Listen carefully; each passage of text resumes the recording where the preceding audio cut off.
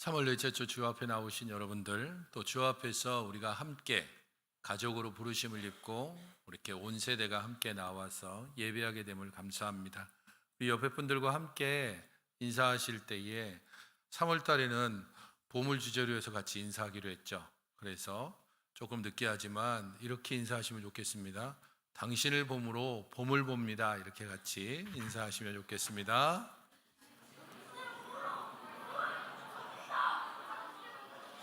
주원아, 소리 지르지 말고.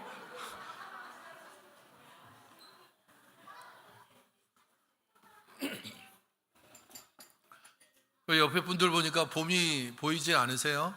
겨울이 느껴집니까? 예. 우리가 서로에게 봄을 보여주고 봄을 느낄 수 있는 그런 우리 공동체가 되면 좋겠습니다. 저희가 2월 달부터 예수님께서 십자가에서 하셨던 7마디 말씀을 계속해서 살펴보고 있는데 이제 6번째 시간입니다. 내 영혼을 부탁합니다 라고 하는 예수님의 말씀을 통해서 부탁한다는 것이 어떤 의미인지, 그리고 예수님께서 이 말씀을 하신 것이 우리에게 어떤 의미가 있는지를 함께 살펴보면 좋겠습니다.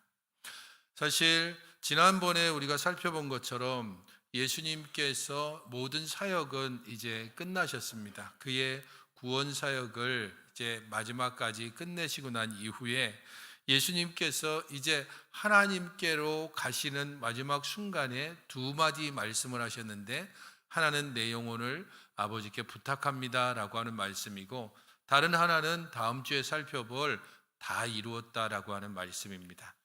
그의 구원 사역의 완성의 순간에 내 영혼을 하나님께 곧 아버지께 부탁합니다 라고 하는 것이 어떤 의미가 있을까요? 정말 예수님께서 하나님께 대하여서 의심을 해서 이런 말을 한 것인지, 아니면 지금 내 처지가 너무 힘들고 괴로워서 그래서 내 영혼을 아버지께 부탁한다라고 하신 것인지, 이 부분들을 생각하면서 우리들은 하나님을 어떻게 의지하고 하나님을 어떻게 의탁하고 하나님을 믿고 따라가고 있는지 함께 살펴보면 좋겠습니다. 사실 이 부분들을 보면서 종교개혁과 관련해서 루터에게 전해 내려오는 유명한 일화가 하나 있습니다. 모두가 아는 것처럼 루터가 종교개혁의 그 시작을 알렸던 95개조 반박문, 그때 이후로 루터는 바빠졌고 수많은 대적들의 공격을 받았고 여러 많은 사람들로부터 위협을 받았습니다. 그런 가운데서 때로는 피하고, 때로는 글을 써서 알리고, 때로는 사람들을 만나고, 때로는 설득하고, 그런 많은 과정들을 반복하면서 점점 지쳐갔습니다. 그렇게 지쳐가고 걱정과 근심으로 뒤척이다가 어느 날 저녁, 너무도 지쳐서 저녁 잠자리에 들게 된 루터가 이렇게 말했다고 합니다. 하나님, 이 세상이 제 겁니까? 교회가 제 겁니까? 이 모든 것들이 하나님의 것이 아닙니까? 근데 왜 제가 이렇게 고통받아야 되고 걱정해야 되고 근심해야 되고 왜 이렇게 제가 모든 염려를 떠안아야 됩니까? 저는 너무 지금 피곤합니다. 그러니까 저 이제 그만 잘랍니다. 나머지는 하나님께서 알아서 좀 해주십시오. 그리고 그냥 자버렸다는 일화가 전해집니다. 하나님 앞에서 우리가 이런 담대함과 믿음을 가질 수 있을까요?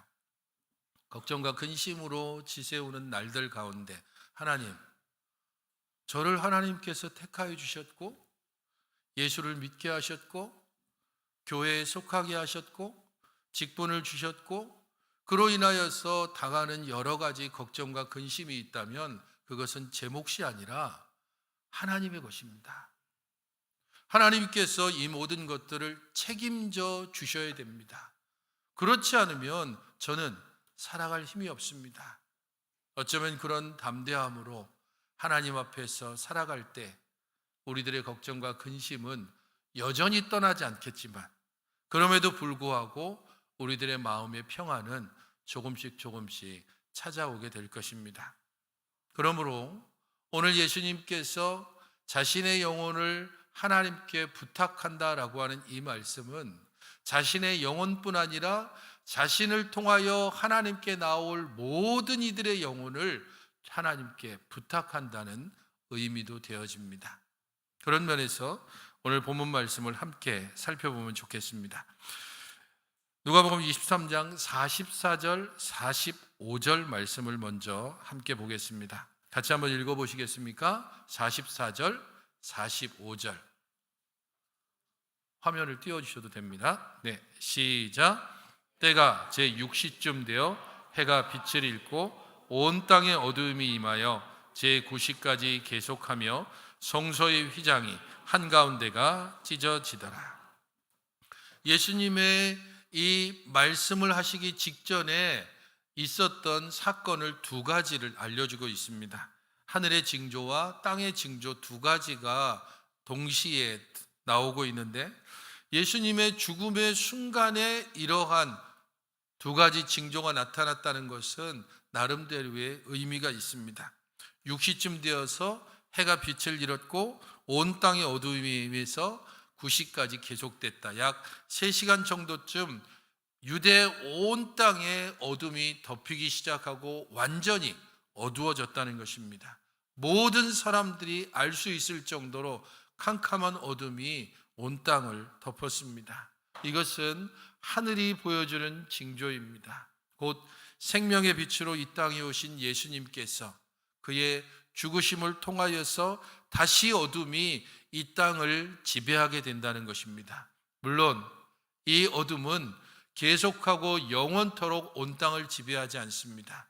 3시간 동안 어둠이 덮였다가 다시 거쳐지는 것처럼 예수님의 죽으심으로 잠시 사탄이 승리한 것 같으나 예수님께서 3일 만에 부활하심으로 다시 온 세상은 생명의 빛, 곧 구원의 소망을 볼 수 있는 것입니다. 예수님께서 세상의 빛이라고 하는 것은 누가복음과 요한복음에 이미 기록되어져 있는 말씀입니다. 누가복음 1장 78절, 79절은 사가랴의 예언의 내용입니다. 우리 초등부 한번 같이 읽어보시겠습니까? 누가복음 1장 78절, 79절. 지난달에 여러분들 해봤죠? 한 목소리 안 하면 어떻게 된다고? 목사님 옥상으로 집합합니다. 네, 한 목소리로 시작.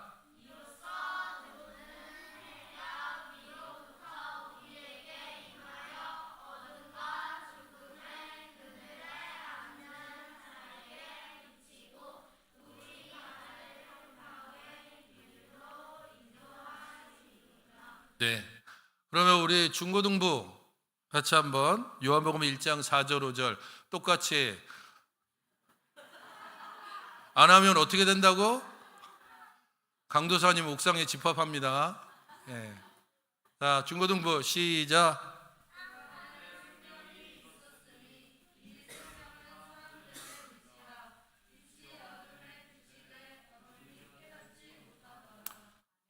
잠시 생각해보고 하겠습니다.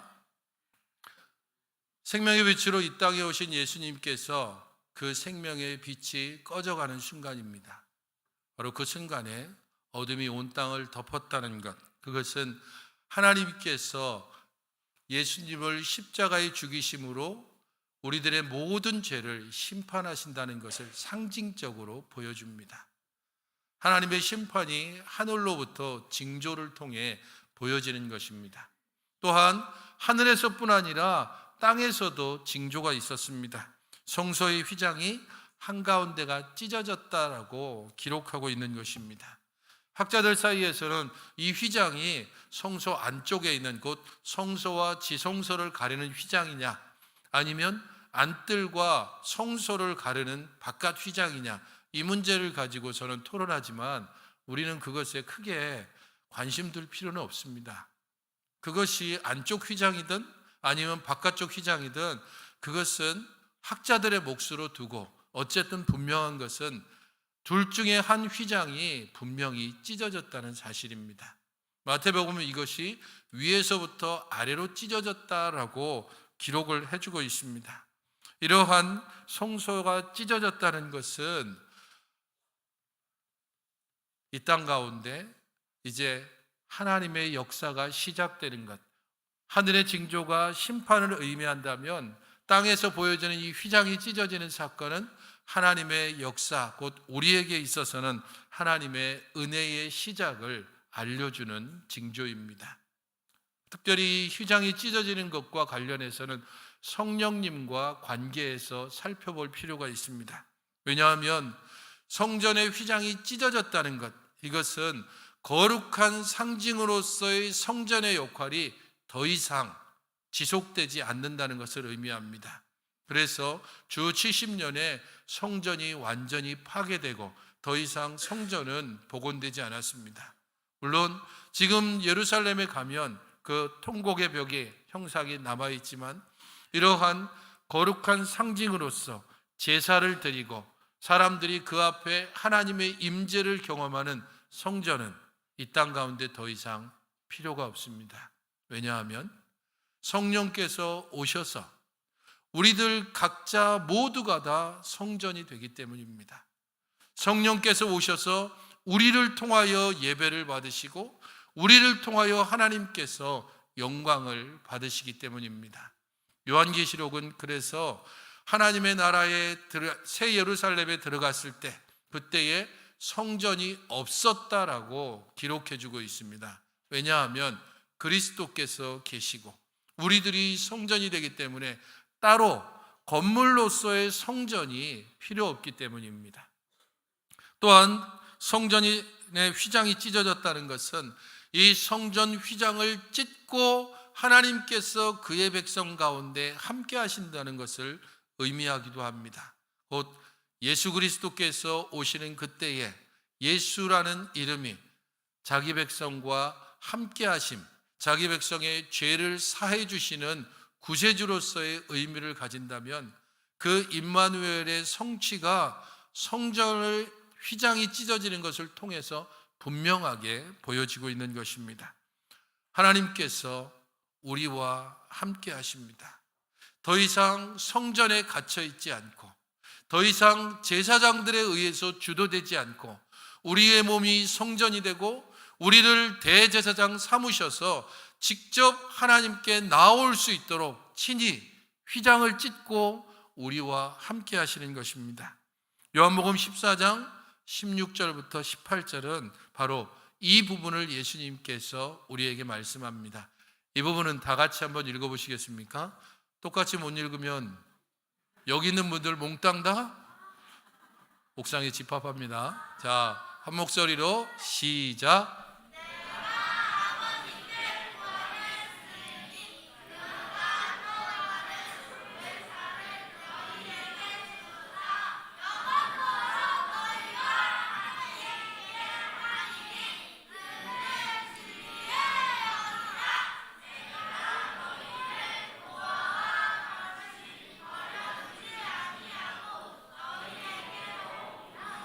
초등부가 한 목소리로 하는 건 운율을 따라서 하기 때문이에요.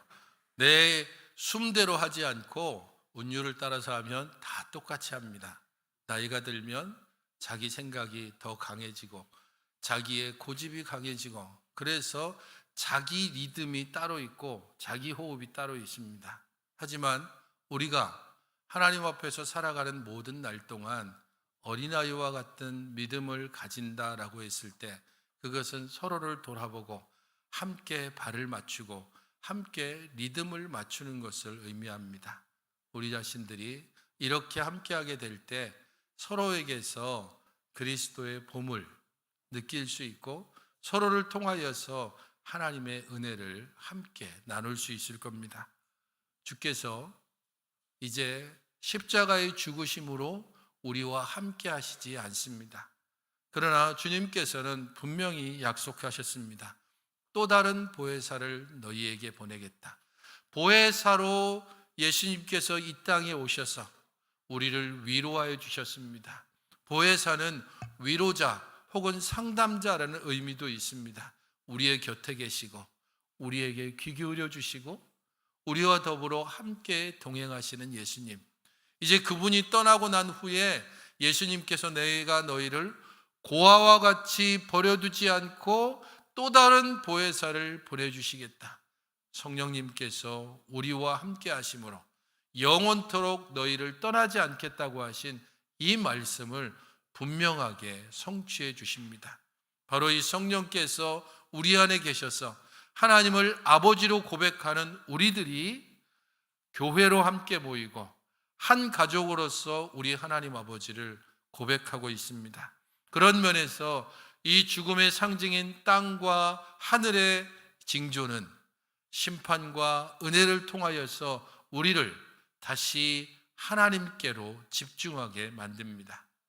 이제 46절에 예수님께서 자신의 영혼을 부탁하시는 말씀을 함께 보겠습니다. 예수께서 큰 소리로 불러 이르시되 아버지여 내 영혼을 아버지 손에 부탁하나이다. 큰 소리로 불러 이르시되, 이 부분들은 우리가 십자가상의 7마디 말씀을 살펴보던 첫 번째, 곧 엘리 엘리 라마 사박다니 하셨던 그 첫 번째 말씀의 앞의 내용과 동일한 내용이 기록되어 있습니다. 마태복음 27장 46절은 예수께서 크게 소리질러 이르시되, 원문상에는 이 순서가 뒤집어져 있습니다. 하지만 의미상으로는 동일하게 예수님께서 크게 소리 지르셨다. 나의 하나님, 나의 하나님, 어찌하여 나를 버리십니까?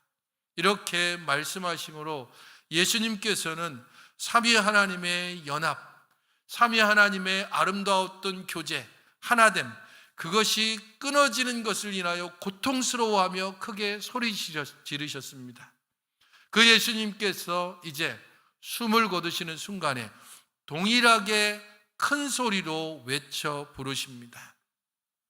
아버지여, 나의 영혼을 아버지께 부탁합니다. 이전에 나의 하나님이라고 부름으로써 교제가 끊어짐을 고통스러워했던 예수님이 이제 숨을 거두시는 순간에 이 교제의 회복을 신뢰하면서 아버지라고 다시 부르고 있습니다. 교제는 끊어지겠지만, 그러나 아버지 하나님께서 자신을 다시 살리실 것을, 비록 나는 모든 죄를 지고 이 십자가에 달려 죽지만 이것으로서 모든 것이 끝나는 것이 아니라 아버지 하나님과의 관계가 다시 회복됨을 소망하면서 아버지, 내 영혼을 아버지의 손에 부탁합니다 라고 말씀합니다. 생각해 보십시오.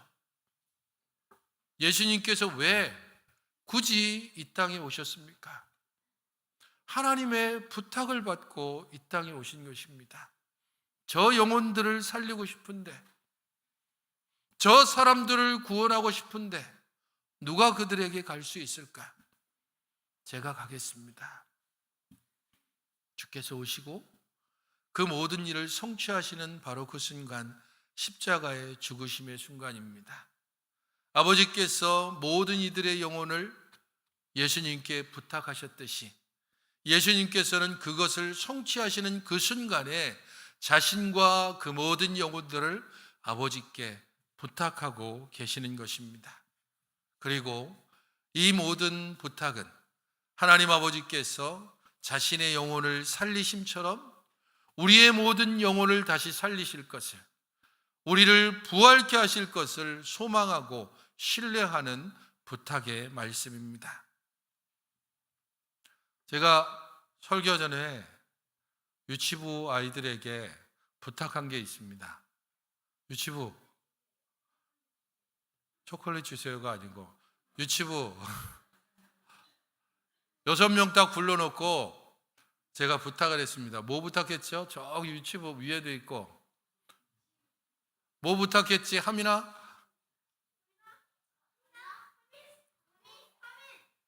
대답을 안 하네. 하주야, 너 목사님이 뭐 부탁했지? 사탕 주면서 예배 끝날 때까지 먹지 말라고 그랬죠. 손가락 걸고 도장까지 찍었죠. 그 사탕 어디 있지? 다음 뱃속에 있대. 제가 아까 그 찬양대 찬양하는 순간에 딱 보니까 아주 열심히 빨고 있고, 하민이도 그 옆에서 나도 질세라 열심히 빨고 있고, 저것들이 다른 4명은 또 어디 있는지 혹시 안 보는 데서 먹고 있는지. 저기 아인이는 여전히 갖고 있습니다. 오렌지 사탕 그대로 가지고 있네. 다른 친구들, 최현민이도 가지고 있죠? 네. 그거 아니야. 추파춥스라고 다 똑같은 추파춥스가 아니야. 저거는 콜라 맛이야. 됐다 큰 거야. 됐어요. 어쨌든 제가 제일 염려하던 것이 하주였는데 역시 기대를 저버리지 않습니다. 믿고 신뢰하지만 항상 이렇게 뒤통수 치는 사람들이 있죠. 그것 때문에 우리들의 신뢰가, 그리고 우리들의 믿음이 점점 금이 갑니다. 하지만 대상을 생각해 보십시오. 다른 누구가 아니라 바로 하나님께, 온 땅의 주인이신 하나님께 예수님께서 자신의 영혼을 부탁하시고, 그의 사랑하는 12제자의 영혼을 부탁하시고, 자신과 함께 어릴 적 자랐던 자신의 가족들을 부탁하시고, 자신과 함께 갈릴리로부터 예루살렘까지 수많은 길들을 오르내렸을 그의 500여 제자들과 형제들을 부탁하시고, 헌신했던 여인들, 때로는 비방하고 때로는 희롱하고 때로는 배신했던 수많은 유대인과 이방인들의 영혼을, 그리고 오늘 우리들의 영혼까지 예수님께서 이 시간 하나님께 부탁하고 계시는 것입니다.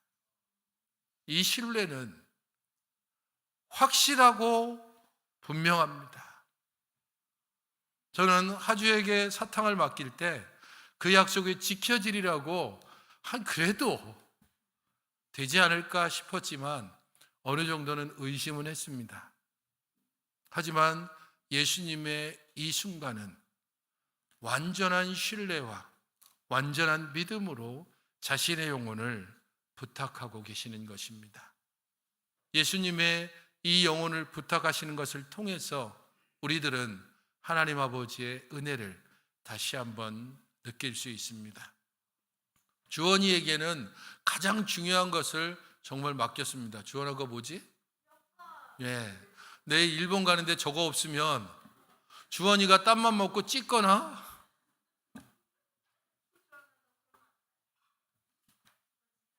주원이를 신뢰함으로 맡겼습니다.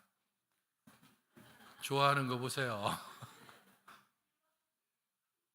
어느 정도쯤은 신뢰할 수 있겠죠. 우리 하나님 아버지를 신뢰하는 예수 그리스도의 신뢰를 우리도 동일하게 본받을 수 있어야 됩니다. 우리 주 하나님께서 우리에게 어떻게 행하셨는지, 예수님께서 그의 영혼을 부탁하시기까지 이 마지막 순간까지 어떤 삶을 살아오셨는지를 안다면 예수님의 이 마지막 부탁이 어떤 무게를 가지고 있는지도 알게 될 것입니다. 이 말씀은 시편 31편 특별히 5절 말씀을 인용하고 있습니다. 오늘 시편 31편 전체를 보지 않고 1절부터 5절까지를 봤는데, 5절 말씀은 내가 나의 영을 주의 손에 부탁하나이다. 진리의 하나님 여호와여 나를 속량하셨나이다. 시편 31편은 다윗의 시라고 표제가 붙어 있습니다. 다윗이 지은 시고 어떤 상황에서 지었는지는 분명하지 않습니다. 하지만 시편 31편을 읽어보면 이 다윗이 지금 굉장히 힘겨운 상황 가운데 있다는 것을 충분히 짐작할 수 있습니다. 그는 그 고통과 고난의 시간을 하나님께 탄식하고 아뢰면서 자신의 영혼을 하나님께 부탁드린다라고 그렇게 간구하고 있습니다. 시편 31편에 나오는 시인의 상황들은 여러 가지가 있겠지만 이런 내용들이 있습니다. 몸과 마음이 극도로 쇠약해졌습니다. 대적들의 거짓 고발과 모욕과 공격에 시달렸습니다. 가까운 사람들로부터는 배신을 당했고 제가 하주에게 당한 것처럼 대적들의 거짓 고발과 악랄한 핍박 때문에 성소에서 공의로운 심판을 하나님께 간구하고 있습니다. 시편 31편의 이 다윗의 상황들은 어쩌면 그가 당했던 여러 어려움들 중에 하나의 상황일 수 있고 하나님 앞에 이렇게 간구하며 나아갈 수밖에 없는 그런 간절함이 있을 겁니다. 그래서 31편에는 부끄럽게 하지 마소서, 건지소서, 구원하소서, 지도하소서, 인도해내서 빼내소서, 속량하소서라고 하는 거듭되는 간청의 내용이 등장하고 있습니다. 하지만 그런 가운데서도 하나님을 신뢰하면서 내가 주의 손에 맡깁니다. 나는 하나님을 신뢰합니다. 하나님의 인자하심을 기대합니다. 라고 하는 간구와 고백도 함께 드리고 있습니다.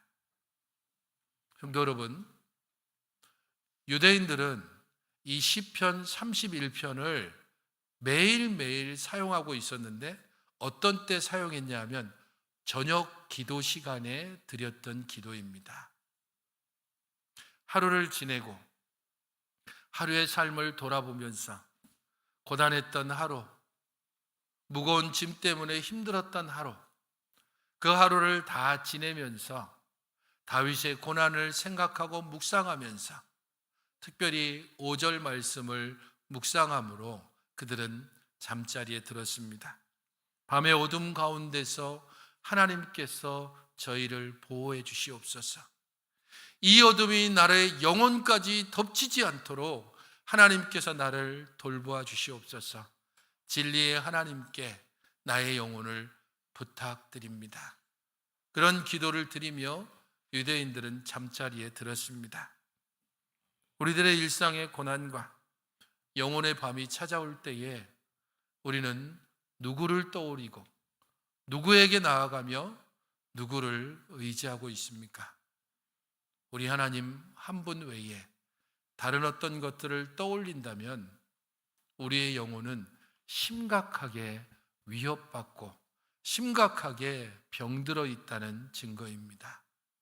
사랑하는 성도 여러분, 우리 하나님을 얼마나 의지하고 계십니까?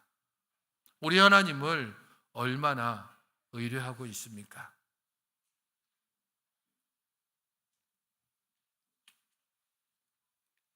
말씀을 마치면서 제가 하나님을 의뢰하는 것과는 좀 다르지만 저는 제 아내를 의지하는 때가 많습니다. 특별히 어떤 때인가 하면 밤에 운전할 때입니다. 제 처가가 경북 청도에 있기 때문에 가는데 한 5시간, 올 때도 한 5시간 걸립니다. 낮에 가면 너무 막히니까 주로 밤에 운전을 합니다. 집사람이 운전면허가 없을 때는 제가 열심히 운전을 해서 갔다가 왔다가 장모님께서 그래서 제 집사람에게 계속해서 네가 운전면허 따야 된다고, 김서방이 너무 힘들지 않냐고 계속 그래서 운전면허를 따고 얼마 지나지 않아서 따로 제가 연수시켜주지 않죠. 당연히 남편이 시켜주면 안 되니까. 그래서 운전면허를 따고 연수를 사람들한테 이제 받고 난 다음에 어느 날 밤 청도에서 올라오는 길에 집사람에게 운전대를 맡겼습니다. 여보, 나 너무 지금 피곤하니까 운전 좀 해줘. 그리고 운전을 맡기고 제가 어떻게 했을까요? 잤습니다. 아주 푹 잤습니다. 왜냐하면 저한테 이런 믿음이 있었기 때문이죠. 이 여행의 끝에 3가지 가능성이 있다. 첫 번째, 집에 안전히 도착할 것이다. 두 번째, 눈 떠보니 병원일 것이다. 세 번째, 최악의 상황, 눈 떠보니 천국일 것이다. 두 번째만 빼고는 그래도 3분의 2는 괜찮잖아요. 그냥 자면 됩니다. 걱정하고 안달한다고 운전자의 운전대를 제가 대신 질 수 없습니다. 괜히 옆에서 잔소리하다가 서로 싸움밖에 안 납니다. 맡겼다면 그냥 차라리 자는 게 낫습니다.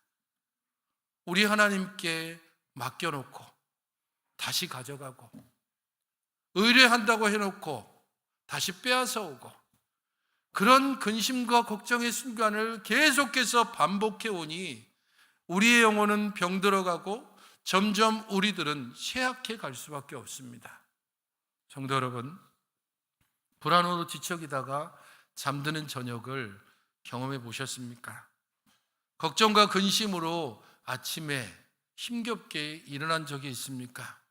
피곤에 눌려서 소금에 절인 배추처럼 완전히 축 늘어져서 그렇게 어깨를 내린 채 저녁에 오후를 지내온 적이 있습니까?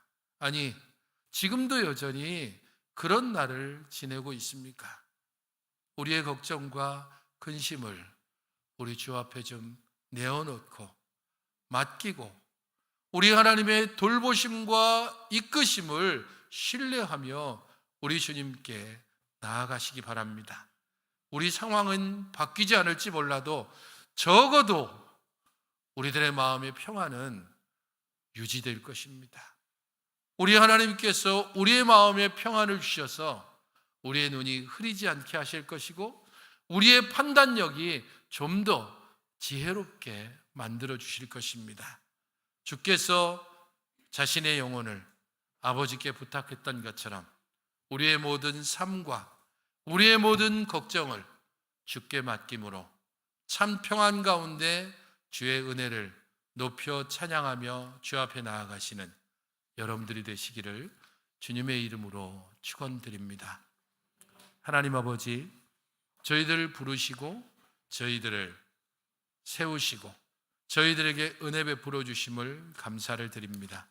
그러나 여전히 걱정하며 근심하며 여전히 우리 하나님을 온전히 의지하지 못하는 저희들의 연약함을 긍휼히 여겨주셔서 오직 하나님께 나아갈 뿐 아니라 모든 것을 하나님께 맡겨 그 안에서 참 평안을 누리며 그 안에서 참된 믿음의 길을 걸어가게 하여 주시옵소서. 예수님의 이름으로 기도하옵나이다. 아멘. 모두 함께 자리에서